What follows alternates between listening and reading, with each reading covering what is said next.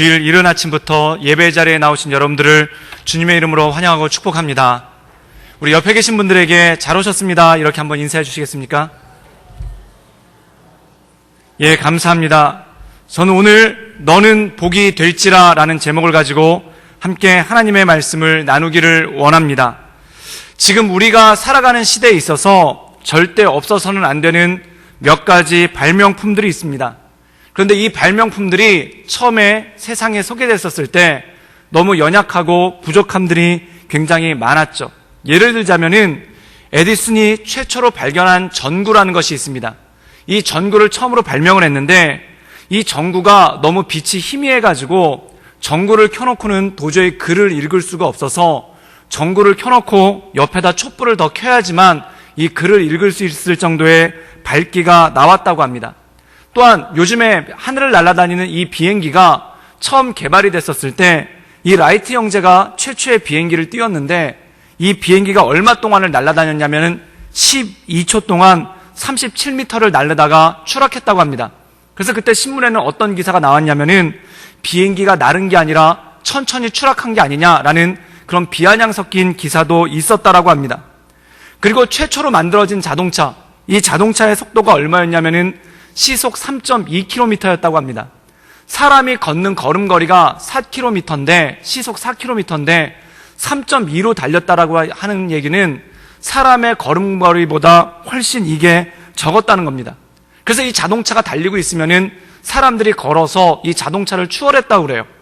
그리고 이 자동차가 처음 나왔을 때는 너무 기능이 떨어져서 짐도 실을 수가 없어서 사람 한 명을 달랑 태우고 다녔는데 그 옆에 다니는 마차가 훨씬 더 빠르고 또 더 많은 짐을 싣고 다녔기 때문에 많은 사람들이 자동차를 보면서 도대체 저거는 왜 만든 거냐고 이런 이야기들을 굉장히 많이 했다고 합니다.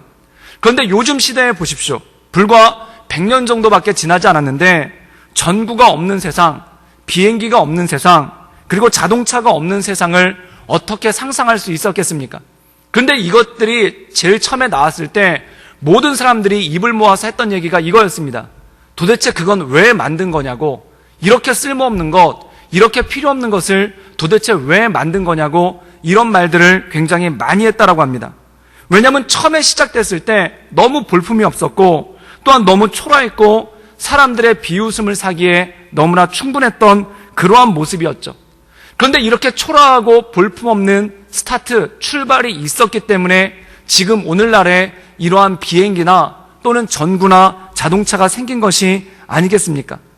만약에 촛불이 어둡다고 해서, 만약에 전구가 촛불보다 어둡다고 해서 이 전구 만들기를 포기했다라면은, 또한 말보다 느리다고 해서 자동차 만들기를 포기했다고 하면은 이 위대한 발명품들은 지금 나타나지 않았을 것입니다. 사랑하는 여러분, 모든 것에 출발이 있습니다. 또한 모든 것에 시작이 있습니다. 그런데 그 출발부터 화려하고 그 출발부터 멋지다면은 얼마나 좋았겠습니까? 그런데 아무리 위대한 발명품이라 하더라도 그 출발은 너무 초라하고 또한 그 출발은 너무 쓸데없이 보이기 때문에 사람들이 경멸했다는 것이죠. 그런데 그 미약하고 초라함에도 불구하고 포기하지 않고 지금까지 개발이 되었기 때문에 위대한 발명품이 될 수 있었다는 것입니다. 사랑하는 여러분, 아무리 미약하고 초라하더라도 출발했기 때문에, 그리고 시작했기 때문에 그것에 대한 열매가 있다라는 것이죠. 만약에 누군가 이 초라한 출발을, 이 초라한 시작을 부끄러워해서 아예 시작하지 않았다라면은 자동차나 비행기 또는 전구와 같은 이러한 발명품들은 나타나지 않았을 것입니다. 어떤 분들은 이런 말씀을 합니다. 우리나라 속담에 이런 얘기가 있죠. 앓는이 죽는다라는 그러한 얘기가 있습니다. 이것은 무슨 뜻입니까? 초라하게 뭔가를 하느니 차라리 안 하는 게 훨씬 낫다라는 그러한 뜻입니다. 사랑하는 여러분, 그러나 성경은 그것과 반대로 말씀하고 있습니다. 앓더라도 살아라, 꺾이더라도 살아라. 그리고 에스겔서에서는 뭐라고 말씀하고 있냐면 피투성이로 살지라도 살아라 라고 말씀하고 있습니다. 무슨 뜻입니까? 속담에 앓느니 죽어라가 아니라 앓더라도 살아라. 그리고 너한테 한 가닥의 희망만 있더라도 그것을 붙잡고 나가라라는 말씀이 그 안에 있다라는 것입니다. 많은 한국 사람들이 영어를 잘 못합니다. 그런데 영어를 잘 못하는 이유가 앓으니 죽어라, 이 말이 영어에 그대로 도입되기 때문에 그렇습니다. 처음부터 영어를 잘하는 사람이 어디 있겠습니까? 다 처음에 말을 배울 때는 더듬더듬거리고 발음도 틀리고 문장도 정확하지 못하죠. 그런데 그렇게 더듬거리는 영어가 부끄러워가지고 말을 한마디도 하지 않는다면 그의 영어는 절대 늘 수가 없습니다. 그런데 부족하더라도 연약하더라도 더듬거리더라도 발음이 틀렸더라도 이것을 계속해서 해나갈 때 이 사람 입에 영어가 붙기 시작하고 나중에 능숙하게 영어를 할 수 있게 된다는 것이죠. 처음에 초라하다고 해서, 처음에 능숙하지 않다고 해서 이것을 부끄러워한다면 그는 절대 영어를 할 수가 없습니다. 또한 세상의 모든 것들이 마찬가지입니다. 초라하다고 해서, 부끄럽다고 해서 시작하지 않는다라면 그가 이룰 수 있는 것은 아무것도 없다라는 것이죠. 그래서 주님께서는 우리에게 이렇게 말씀하십니다. 내 시작은 심히 미약하였으나 내 나중은 심히 창대할 것이다. 사랑하는 여러분, 이 말씀이 우리의 삶 가운데 기적으로 일어나기를 주님의 이름으로 축복합니다. 미약하다 할지라도, 초라하다 할지라도 부끄러워하지 않고 하나님께서 주신 말씀 가운데 걸어가기 시작할 때 하나님의 귀한 열매가 우리 삶 가운데 맺히게 된다는 것이죠. 오늘 말씀 가운데 보면은 아브라함에 대해서 말씀하고 있습니다. 아브라함은 우리가 잘 아시다시피 믿음의 조상입니다. 또한 모든 이스라엘 사람들이 아브라함을 자신들의 조상으로 칭할 만큼 대단한 사람입니다. 그런데 그가 처음에 출발할 때, 그리고 처음에 그가 스타트할 때 그의 출발은 너무 미약했고 그의 시작은 너무나 보잘것이 없었습니다. 그러나 그를 통해서 역사하신 하나님의 능력이 오늘 말씀 가운데 나와 있다라는 것이죠.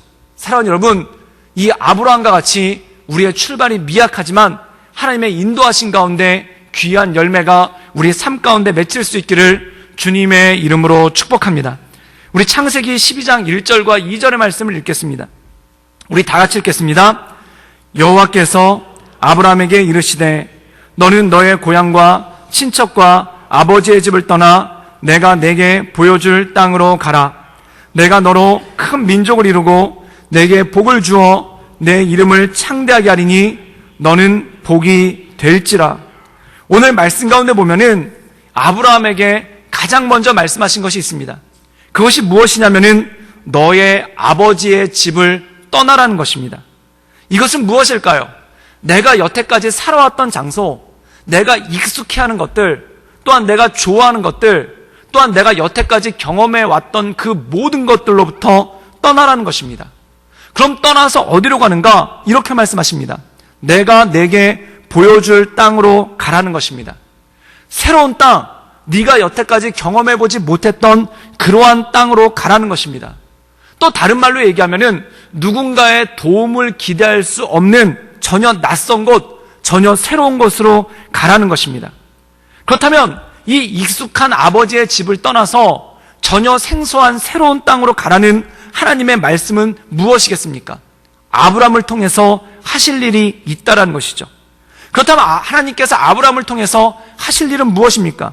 이렇게 말씀하십니다. 첫 번째, 너로 큰 민족을 이루겠다. 그리고 내 이름을 창대하게 하겠다. 그리고 결론적으로 너는 복이 될 것이다 라는 선포가 이 말씀 가운데 나온다는 것입니다. 근데 여기서 중요한 말씀이 있어요. 그게 뭐냐면 너로 큰 민족을 이루게 하겠다라는 것입니다. 사랑하는 여러분, 이때 아브라함에게는 자식이 한 명도 없었습니다. 자녀가 한 명도 없는데 그에게 뭐라고 말하냐면은 네 후손을 통해서 큰 민족을 이루겠다는 것입니다. 그런데 더 놀라운 것이 있습니다. 아브라함의 나이가 결코 적지 않았다는 것이죠. 우리 창세기 12장 4절 말씀을 읽겠습니다. 우리 다 같이 읽겠습니다. 시작. 이에 말씀을 따라갔고 롯도 그와 함께 갔으며 75세였더라. 오늘 말씀 가운데 보면은 그의 나이가 얼마였는가? 75세였다고 말씀하고 있습니다. 75세에 75년 동안 살아왔던 그의 고향을 떠나라는 것입니다. 전혀 새로운 곳으로 가라는 거예요. 이것도 굉장히 어려운 일입니다. 굉장히 익숙하지 않은 일입니다. 그런데 거기서 한 가지 또 말씀을 하시는데 뭐냐면 너를 통해서 네 후손을 통해서 너를 창대하게 하겠다는 겁니다. 사랑하는 여러분, 75세가 됐는데 아직 아기가 없어요. 75세가 됐는데 아직 자녀가 없어요. 그런데 하나님께서 그에게 주신 약속이 뭐냐면 내 후손을 통해 너를 창대하게 하겠다는 것입니다. 여러분, 만약에 이 말씀이 이제 막 결혼한 신혼부부에게 주어져서 이제 신혼부부가 결혼식을 하는데 내가 너를 통해 큰 민족을 이루겠다, 이러면 말이 됩니다. 그런데 75세가 된 아브라함과 사라를 불러서 너희한테 아기를 주고 그 아기를 통해서 큰 민족을 이루겠다라고 말씀하신다는 거예요. 사랑하는 여러분, 만약에 이런 약속의 말씀을 받았다라면 어디 가서 나눌 수 있으시겠습니까? 여러분이 새벽 예배 기도를 하고 계신데 여러분의 연세가 75세예요. 그리고 막 기도를 하는데 주의 천사가 나타나서 내가 너에게 자녀를 주리니 그 자녀를 통해서 큰 민족을 이루겠다라고 말씀하셨어요. 그럼 여러분 그 말씀을 구역 모임에 가가지고 나눌 수 있으시겠습니까? 부끄러운 거예요. 옆에 사람들한테 말도 못하겠는 거예요. 여러분, 그리고 또 이것입니다. 이 말씀을 받자마자 옆에 있던 사라가 임신을 했어요. 임신 소식을 가져갔어요. 그럼 그나마 괜찮아요. 그런데 문제는 뭐냐면은 이 말씀을 받고 나서 25년 동안 아기가 없었다는 겁니다. 사랑하는 여러분, 참 하나님의 역사는 얄궂습니다. 75세가 된 할아버지 할머니를 불러가지고 자식을 주겠다라고 말씀을 하셨는데 바로 자식을 준 것도 아니고 25년 동안 말씀만 하세요. 이루어 주시지는 않고 말만 하세요. 여러분, 이거 답답한 겁니다. 25년 동안 아기가 없는 그에게 성경을 보면 끊임없이 뭐라고 말씀하시면 너는 큰 민족을 이룰 것이다. 내 후손이 하늘의 별과 같이 빛날 것이다. 바다의 모래와 같이 말씀할 것이다. 말씀만 계속 하신다는 겁니다. 더 기가 막힌 건 뭐냐면요, 이름도 바꿔요. 원래는 아브람인데 그의 이름을 아브라함으로 바꿉니다. 여러분, 아브라함의 뜻은 뭐냐면 열국의 아버지란 뜻이에요. 그리고 그의 아내 사레를 불러서 이름을 사라라고 바꾸는데 사라의 이름 뜻은 뭐냐면 열국의 업이라는 겁니다. 여러분, 자녀가 없는데 이름이 아버지예요. 자녀가 없는데 이름이 어머니예요. 이거 얼마나 답답한 겁니까? 제가 고등학교 다닐 때 제 친구 이름이 수석이에요. 박수석입니다. 근데 문제는 뭐냐면 학교에서 꼴찌예요. 꼴찌인데 이름은 수석이에요. 되게 부끄러운 겁니다. 그럼 성적표를 줄 때마다 선생님이 걔한테 뭐라고 말씀하시면 너는 이름값 좀 하고 살아라 그럽습니다. 이름은 수석인데 현실은 꼴찌라는 거예요. 제가 군대에 있었을 때 제 동기 이름이 뭐였냐면은 김대령이에요. 계급은 2등병인데 이름이 대령이에요. 그럼 맨날 구박당하는 거예요. 김대령 그러면서 맨날 그 구박만 당하는 거예요. 왜 그럴까요? 이름이 현실을 쫓아가지 못하는 겁니다. 현실이 이름을 쫓아가지 못하는 거예요. 하나님께서 그에게 열국의 아비라고 이름을 지어주셨는데 정작 자녀는 없어요. 열국의 어미라고 지어주셨는데 정작 자녀는 없어요. 답답한 노릇 아닙니까? 창피한 노릇 아닙니까? 하나님께서 약속을 아예 하시질 말든지 아예 부르시지를 말든지 말씀을 하시질 말든지 열국의 아비로 삼아주시겠다고 그것도 75세나 된 나이에 불러놓고 자녀가 없는 거예요. 답답한 노릇 아닙니까? 부끄러운 노릇 아닙니까? 그런데 이것에 대해서 사도 바울은 이렇게 말씀하고 있습니다. 우리 로마서 4장 17절과 18절의 말씀을 함께 읽겠습니다. 우리 한번 다 같이 읽을까요? 시작. 기록된 바 내가 너를 많은 민족의 조상으로 세웠다 하신과 같으니 그가 믿음과 하나님은 죽은 자를 살리시며 없는 것을 있는 것으로 부르시는 이시니라. 18절입니다. 아브라함이 바랄 수 없는 중에 바라고 믿었으니 이는 내 후손이 이와 같으리라 하신 말씀대로 많은 민족의 조상이 되게 하려 하심이라. 사랑하는 여러분, 하나님은 어떤 분이신가? 없는 것을 있는 것으로 부르시는 분이라는 겁니다. 아브라함에게 능력이 없어요. 아브라함에게 힘이 없어요. 그리고 그 말씀을 이뤄나갈 능력조차도 없습니다. 그 능력 없는 아브라함에게 뭐라고 말씀하시는가? 없는 것을 있는 것으로 부르시는 분. 그것이 바로 하나님의 역사인 줄 믿습니다. 그러면 없는 것을 있는 것으로 부르시는 분에게 우리의 반응은 무엇인가? 로마서 4장 18절에 이렇게 얘기합니다. 아브라함이 바랄 수 없는 중에 바라고 믿었음에. 이것이 무엇일까요? 자기를 바라본 게 아니에요. 나를 곰곰이 살펴보면 아브라함이 자기를 곰곰이 묵상해 보면은 이 말씀이 이루어질 리가 없어요. 자기의 조건을 생각해 보십시오. 자기의 환경을 생각해 보십시오. 자기의 능력을 생각해 보십시오.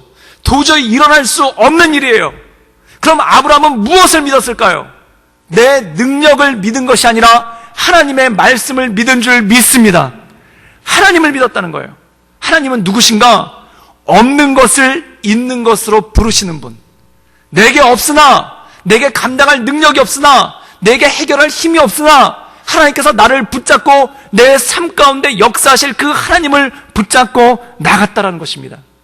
사랑하는 여러분, 여러분 인생 가운데 이러한 믿음이 있기를 주님의 이름으로 축복합니다. 제가 처음으로 목회자로 부르심을 받고 사역을 한 게 21살 때입니다. 21살 때 신학교 1학년 때 그때 교육전도사로 부름을 받고 나갔어요. 중고등부를 맡았습니다.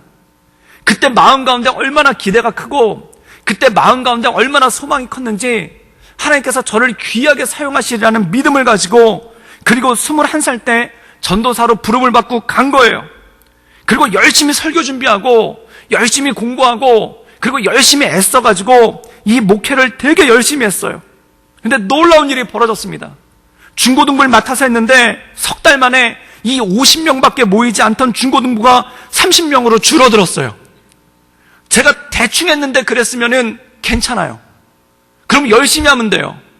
정말 최선을 다해서 했어요. 밤새워서 기도하면서 했어요.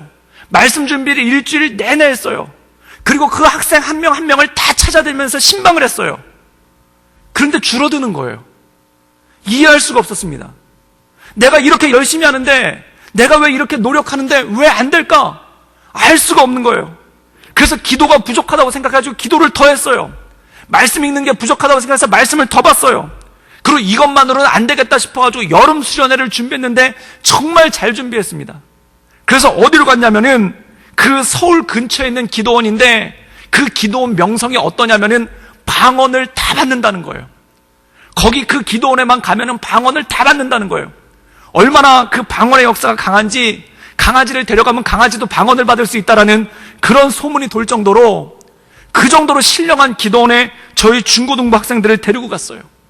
어떤 일이 벌어졌는가? 수련회가 망했어요. 전에도 그렇게 망한 수련회가 없었고 그 이후로도 그렇게 망한 수련회가 없었어요. 게다가 애들이 방언 받으라는 그 기도원에서 기도는 하나가 뛰어놀다가 찬장 하나를 넘어뜨려가지고 기도원 그릇을 다 깨뜨려가지고 그거 물어주고 온 돈이 더 많이 들었어요. 그때 그 씁쓸한 마음으로 교회 버스를 타고 돌아오는데 그때 마음 가운데 정말 결심했습니다. 목회 안 한다. 왜 이렇게 노력했는데도 안 되고 이렇게 애쓰는데도 안 되고 이렇게 해도 안 되는데 목회를 어떻게 하겠는가? 그래서 목회 안 한다. 그러고 왔어요. 그리고 개학할 때 제일 먼저 한 게 뭐냐면은 학교를 관두기로 했습니다. 그래서 자퇴서를 썼어요.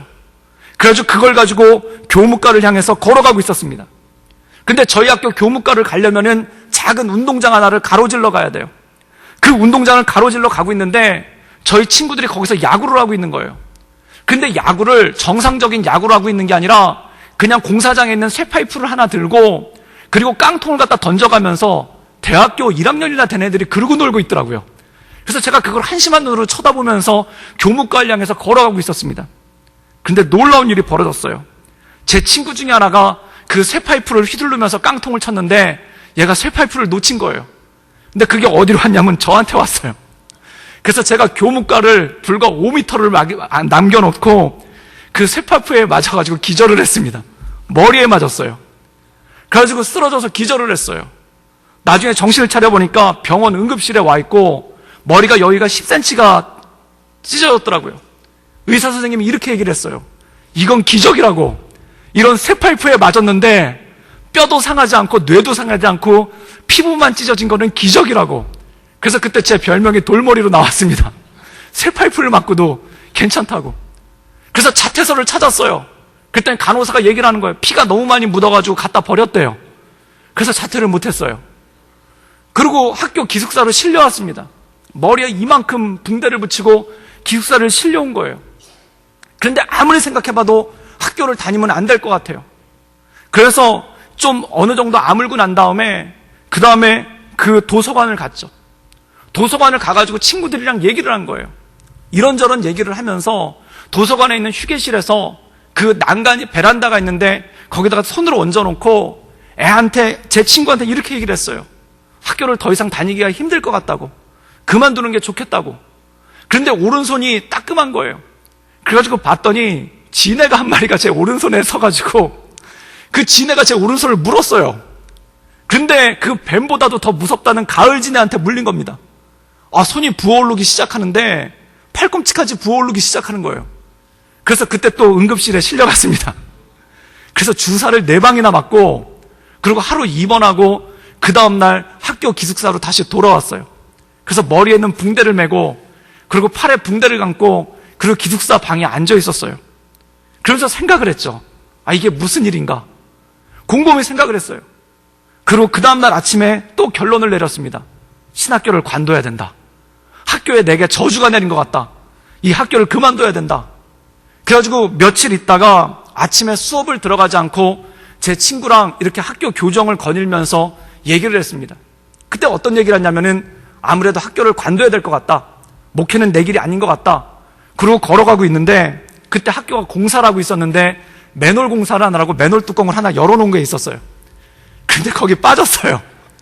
그때 우유를 먹고 가고 있었는데 거기 빠지니까 떨어지면서 옆구리가 맨홀 그 구멍 있는데 부딪히면서 떨어져가지고 숨이 막혀버린 거예요. 그래서 제 친구가 몰려와가지고 저를 끌어냈죠. 끌어냈더니 얼굴이 새하얘지고 그리고 입에 우유를 먹다가 떨어져가지고 우유 거품을 입에 물고 그리고 숨이 막혀가지고 숨을 못 쉬고 있더라는 거예요. 그래서 제 친구가 인공호흡을 하려는 순간에 제가 우유 한 모금을 토해내면서 숨이 뚫렸다고 그래요. 그리고 또 구급차가 왔죠. 그래서 실려서 또 응급실에 갔습니다. 그래서 2주 동안 응급실에 3번, 응급실에 갔더니 간호사가 알아보더라고요. 이종훈 씨 어서 오세요. 그리고 병원 원무 기록도 안 하고 그냥 거기서 치료받았습니다. 그래서 며칠 입원하고 그리고 다시 학교 기숙사로 돌아왔어요. 그런데요, 그 일이 있고 난 다음에 기가 막히더라고요. 무서워서 나가질 못하겠는 거예요. 만약에 하늘에서 비행기가 추락하면 저한테 추락할 것 같아요. 그리고 만약에 하늘에서 별이 떨어지면 저한테 떨어질 것 같아요. 그리고 땅에 지진이 나면 제 밑에서 날 것 같아요. 그래서 기숙사 밖을 무서워서 나가지를 못했습니다. 그리고 2주 동안 기숙사에 있으면서 부모님 걱정하실까 봐 집에도 돌아가지 못하고 기숙사에 있으면서 그렇게 치료를 받았죠. 그렇게 치료를 받다가 그런 생각이 드는 거예요. 왜 하나님 학교를 못 떠나게 하시나요? 왜 하나님 자퇴를 못하게 하시나요? 그래서 하나님께 기도했습니다. 목회자로 쓰시려면은 능력을 주시든가, 능력을 안 주시려면은 쓰시지를 말든가, 쓰신다고 하면서 능력도 안 주시는 것은 무슨 경우인가요? 약속을 주셨으면은 이루시든가, 안 주시려면 약속을 하시지를 말든가, 약속은 주셔놓고 이루시지 않는 것은 무슨 경우인가요? 목회자로 쓰시려면 능력을 주시든가, 안 쓰시려면 능력을 안 주시려면 목회자로 쓰시지를 만들까? 목회자를 하라고 하시면서 능력을 안 주시는 것은 무슨 경우인가요? 그때 그것을 붙잡고 기도했습니다. 사랑하는 여러분, 아브라함이 그렇지 않습니까? 아기를 주시지 않으려면 약속을 하시지를 말든가, 약속을 하셨으면 빨리 주시든가, 그냥 끌고만 계신 거예요. 사랑하는 여러분, 그때 간절히 기도하다가 그때 하나님의 음성을 듣고 그때 깨달았습니다. 능력을 받아서 하는 것이 아니라 하나님을 붙잡고 나가라는 것입니다. 사랑하는 여러분, 하나님을 붙잡고 나가는 게 내게 능력인 줄 믿습니다. 내게 능력이 임해가지고 그 능력을 막 쓰면서 하는 게 아니에요. 하루하루 한순간 한순간 하나님을 붙잡고 하나님을 의지하고 하나님의 말씀 가운데 나가는 것이 진정한 능력인 줄 믿습니다. 내게 아무 힘이 없어요. 내게 아무 능력이 없어요. 그런데 매주 교회에서 설교를 해야 되는 거예요. 나한테 아무런 힘이 없어요. 근데 매일같이 새벽 예배를 섬겨야 되는 거예요. 나한테 아무런 능이 없어요. 근데 매일같이 신방하고 기도해야 되는 거예요. 이걸 어떻게 감당할 수 있겠습니까? 나한테 아무런 능력이 없는데 내가 그것을 어떻게 해결할 수 있겠습니까? 그러니까 주님만 붙잡는 거예요. 그러니까 하나님만 붙잡는 거예요. 그리고 하나님 없으면 내가 아무것도 아닙니다. 하나님께서 붙잡아 주시면 내가 한순간도 감당할 수 없습니다라는 그 눈물의 기도 없이는 목회 기간을 하루하루를 감당할 수가 없더라는 겁니다. 그래서 그때 벼락 맞을까봐 무서워서 못 떠났는데 지금까지 이 목회 자리에 있어요. 그것이 주님의 역사인 줄 믿습니다. 주님의 은혜인 줄 믿습니다. 되돌아보니까 다 은혜인 거예요. 21살 때부터 목회를 시작해서 지금까지 24년간을 목회를 해왔는데 하나님의 은혜가 없었으면 어떻게 해왔을까? 하나님의 인도하심이 없었으면 어떻게 해왔을까? 사랑하는 여러분, 진정한 영성을 깨달았습니다. 진정한 영성은 버티는 것입니다. 기다리는 것입니다. 주님께서 나를 이끌어주시는 그 자리에서 버티고 앉아서 가만히 있는 것입니다. 사랑하는 여러분, 요셉의 영성은 버티는 영성이었어요. 요셉이 그가 비전을 받았을 때, 해와 달과 11별이 그에게 절하는 비전을 받았을 때 그의 인생이 하나씩 풀리기 시작했으면 얼마나 좋았겠습니까? 그의 인생이 하나씩 좋아지기 시작했으면 얼마나 좋겠습니까? 첫날은 첫째 영이 절하고 그 다음에는 둘째 영이 절하고 셋째는 세 번째 영이 절하고 이러면 응답이 되는 것 같잖아요. 하나님의 뜻이 이루어지는 것 같잖아요. 그런데 그 꿈을 꾸자마자 그에게 처해진 건 뭐냐면 17살 때 노예로 팔려갔어요. 그리고 13년 동안 인생이 서서히 내려가요. 기가 막힌 거예요. 분명히 하나님이 약속을 주셨는데, 분명히 하나님께서 꿈을 주셨는데 그 꿈이 이루어지는 기미가 보이는 게 아니라 인생이 하나씩 서서히 내려가고만 있어요. 꿈에서 더 멀어지고만 있어요. 안 이루어질 것 같아요. 그때 요셉이 뭐 했는가? 그 자리에서 버티고 하나님만 바라봤습니다. 이것이 믿음인 줄 믿습니다. 그리고 다윗이 그가 왕으로서 기름 부음을 받았어요. 그럼 하나씩 올라가야 되잖아요. 하나씩 뭐가 풀려야 되잖아요. 근데 풀리지를 않습니다. 계속 나락으로만 떨어지고 있어요. 계속 왕의 자리에서 멀어지고만 있는 거예요. 도대체 이 약속이 이루어질 기미가 보이지를 않는다는 것입니다. 20년 가까운 세월 동안 하나님의 뜻이 이루어질 것 같은 기미가 보이질 않는 거예요. 분명히 왕으로서 세워주시겠다고 10대 때 기름을 부으셨는데 왕의 자리로는 갈수록 멀어지고 나중에는 가망성조차도 없어지는 그러한 자리까지 나가는 겁니다. 그때 다윗이 무엇을 했는가? 버텼다는 것입니다. 버틴 것이 오기로 버틴 것이 아니라, 이 버틴 것이 인내로 버틴 것이 아니라 하나님을 믿는 믿음으로 버틴 줄 믿습니다. 사랑하는 여러분, 여러분 삶의 자리에서 버텨나갈 수 있기를 주님의 이름으로 축복합니다. 하나님께서 아브라함을 부르셨어요. 그리고 너는 복이 될지라, 너는 모든 민족의 생명의 근원이 될지라, 그리고 부르셨어요. 그런데 25년 동안 잠잠하세요. 말씀만 하시지 25년 동안 아무것도 이루어진 게 없어요. 그런데 아브라함은 무엇을 보고 나갔는가? 없는 가운데 있는 것처럼 부르시는 그 하나님을 바라보는 믿음 가운데 선 줄 믿습니다. 사랑하는 여러분, 우리의 시작은 초라하지만, 우리의 모습은 초라하지만, 우리의 모습은 작지만 우리 하나님 강하시니 그 강하신 하나님께서 나를 붙잡고 하나님의 역사가 우리 삶 가운데 이루어질 줄 믿습니다. 그래서 신명기 7장 7절에는 이스라엘 백성을 부르신 이유를 이렇게 말씀하시는 거예요.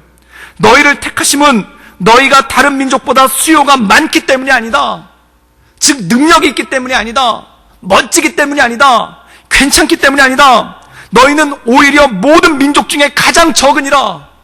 가장 적은 민족, 가장 연약한 민족, 가장 부끄러움이 많은 민족, 노예와 같은 민족들을 불러서 하나님의 자녀로 삼으시고 하나님의 강함의 역사를 이뤄내신 줄 믿습니다. 이것이 바로 하나님의 뜻이라는 겁니다. 사랑하는 여러분, 내 인생의 모든 연약함을 가지고 계시는 모든 분들, 주님 앞에 다시 한번 헌신할 수 있기를 주님의 이름으로 축복합니다. 주 앞에 다시 한번 나가십시오. 아브라함은 75세에 부르심을 받았습니다. 그 부르심이 얼마나 황당했는지 그 아내 되는 사라는 웃었다고 얘기를 해요. 주님 장난하시는 거죠? 주님 농담하시는 거죠? 그리고 모세는 80세에 부르심을 받았습니다. 인생의 모든 것이 꺾이고 인생에 아무것도 남았다라고 하지 않을 그때 80년을 살았지만 이룬 것도 없고 80년을 살았지만 열매를 맺은 것도 없고 그냥 실패자의 한 명으로서 미디안 광야에 나이 많은 양치기로 늙어가고 있던 그 모세를 부르셨습니다. 그 모세를 부르셨을 때 모세의 첫 반응이 이거였어요. 나는 연약한 자입니다. 나를 통해서 뭘 하시겠습니까? 나를 보십시오. 나를 통해서 뭘 하시겠습니까? 나는 입술이 어눌한 자입니다. 내가 얘기하면 백성들이 듣지도 않을 겁니다. 내가 얘기하면 백성들이 듣는 척도 하지 않을 겁니다. 그게 자기를 바라본 모세의 결론이었습니다. 그러나 그들을 통해 하나님의 역사가 있는 줄 믿습니다. 사랑하는 여러분, 나는 약하나 우리 주님 강하십니다. 나는 부족하나 우리 주님 완전하신 줄 믿습니다. 그 주님을 믿으신다면 다시 한번 기도의 자리에 엎드릴 수 있기를 주님의 이름으로 축복합니다. 그 주님을 믿으신다면 다시 한번 전도의 자리에 엎드릴 수 있기를 주님의 이름으로 축복합니다. 그리고 그 주님을 믿으신다면 다시 한번 봉사의 자리에, 그 주님을 믿으신다면 다시 한번 헌신의 자리에 나가기를 주님의 이름으로 축복합니다. 그리고 기도하십시오. 주님, 나를 통해 새 일을 이루어 주시옵소서. 그럼 주님께서 이렇게 말씀하실 것입니다. 너는 복이 될지라. 하나님이 우리를 쓰시는 이유는 단 하나입니다. 경험이 많아서가 아니에요. 만약에 하나님이 내가 경험이 많기 때문에 나를 쓰신다고 생각하면 이것은 큰 착각입니다. 또는 능력이 많아서가 아니에요. 내가 능력이 됐으니까, 내가 준비됐으니까 하나님이 사용하신다 생각하면 이것은 큰 교만입니다. 또는 사람들이 나를 좋아하기 때문에, 사람들이 나를 지지하기 때문에 나를 사용한다고 생각하신다면은 이것은 큰 착각입니다. 경험이 많아서도 아니에요. 능력이 많아서도 아니에요. 사람들이 좋아해서도 아니에요. 딱 하나입니다. 아무것도 없기 때문에 하나님밖에 의지할 수밖에 없어서, 나에게 아무런 선한 것이 없어서, 나에게 아무런 좋은 것이 없어서 하나님을 붙잡지 않으면 살아갈 수가 없기 때문에, 그것을 내가 깨닫고 주님 앞에 나아가기 시작할 때 하나님의 역사가 내 인생 가운데 이루어질 줄 믿습니다. 아무것도 없는 아브라함에게, 아무런 능력도 없는 아브라함에게, 누구도 지지하지 않고 누구도 좋아하지 않는 그 아브라함을 부르셔서 하나님께서 그에게 선포하십니다. 너는 복이 될지라. 이 말씀을 믿고 하나님 말씀 가운데 승리하며 나갈 수 있기를 주님의 이름으로 축복합니다. 하루하루 주님만을 붙잡으십시오. 하루하루 하나님께 엎드리십시오. 하루하루 그 주님 손에 이끌려 나갈 때 이 분명한 음성을 들을 것입니다. 너는 복이 될지라. 하나님께서 우리를 복으로서 세우실 줄 믿습니다. 그리고 우리를 통해 하나님의 역사가 이루어질 줄 믿습니다. 그리고 이 말씀을 믿고 나가는 모든 이들 가운데 하나님의 역사가 있을 것입니다. 우리 시간 이 말씀을 놓고 기도하겠습니다. 사랑이 많으신 주님, 너는 복이 될지라. 이 말씀을 믿고 의지하며 순종하며 나갈 수 있도록 주님 우리를 붙잡아 주시옵소서. 내가 경험이 많아서도 아니요, 능력이 많아서도 아니요, 사람들이 나를 좋아해서도 아니요, 오직 하나님밖에 의지할 수 없는 그 부족함을 가지고 있기에 주님께서 나를 사용하시는 줄 믿습니다. 나는 아무것도 없으나 없는 자를 있는 자처럼 부르시는 그 하나님의 믿음 가운데 내가 날마다 한 걸음씩 나아가길 원하오니 주님, 나를 통해 주님의 역사를 이루어 주시옵소서. 또한 나의 삶의 자리에서, 나의 삶의 모습에서 가장 크신 주님, 그 온전하신 주님만을 바라보며 하나님의 은혜 가운데 나갈 수 있도록 주님 우리를 붙잡아 주시고 우리를 인도하여 주시옵소서. 주님께 모든 걸 위탁드리오며 살아서 역사하시는 주 예수 그리스도의 이름으로 감사하며 기도를 쌓옵나이다. 아멘.